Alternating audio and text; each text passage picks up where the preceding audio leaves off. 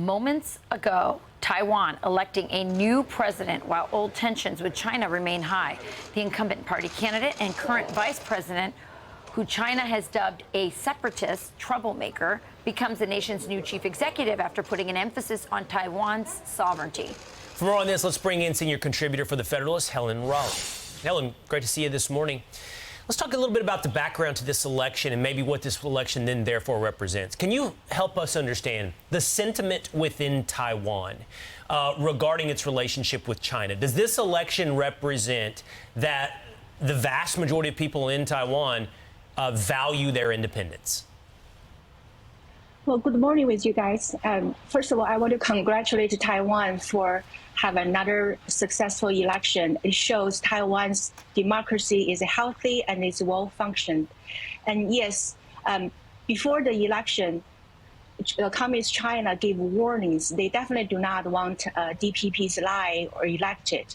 And now Taiwan needs to vote for DPP's ally in an overwhelming race. That shows that the Taiwanese have firmly rejected reunification with China, and they want to continue to maintain their separate political as well as economic trajectory from Beijing.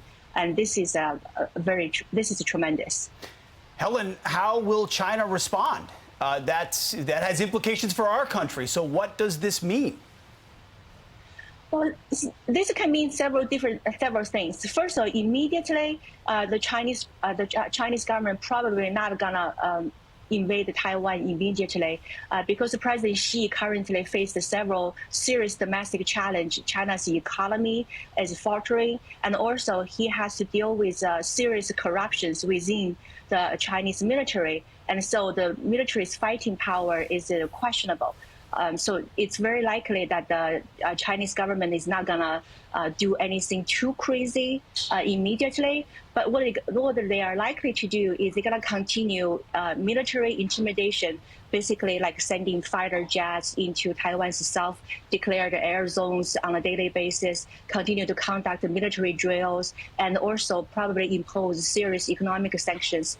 But over the long term, we should understand that regardless who in Taiwan is elected, that the Communist China wants to take over control of Taiwan.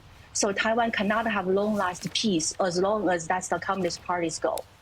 Helen, you are a China hawk. You've been raising the alarm on the dangers of China, both what they're doing in our country domestically, as well as the international situation. How concerned are you with what we're seeing in just with American foreign policy in general, the kind of chaos we're seeing, the number of wars that we're, involved in, via proxy, and the way we're stretched and extended in a way that, frankly, a lot of people think is not sustainable should China try to invade Taiwan?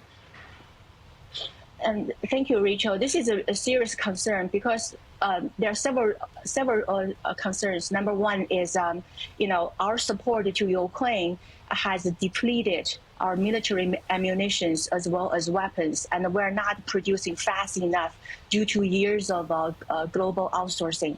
And it seems like the current administration still has not had the urgency to ramp up the military, manufacturing. So that's one concern. The second concern is we know from President Reagan, peace comes from strength, but with the current administration, it seems it believing demonstrating weakness. And as we've seen from what happened in the Middle East, as well as with Ukraine, Russia, when you demonstrate weakness, you invite aggression.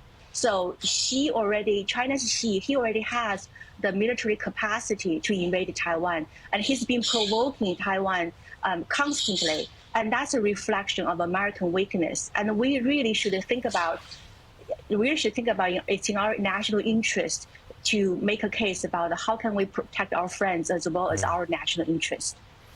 Well, Helen, thank you for being with us this morning. We enjoyed the conversation. Thank you. Thank you, Helen. I'm Steve Ducey. I'm Brian Kilmeade. And I'm Ainsley Earhart. And click here to subscribe to the Fox News YouTube page to catch our hottest interviews and most compelling analysis.